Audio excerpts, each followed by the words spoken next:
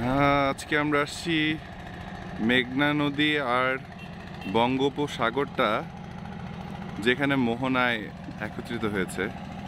না, আমাদের সাথে আছে যে বিশিষ্ট কি নোয়াখাইল্লা, নাম কি বলো তোমার? তাসফিয়া।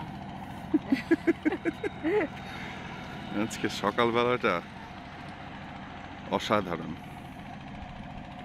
নদীর পাড়ে ছেলের অনুভূতি শুনি নোয়াখালী এসে।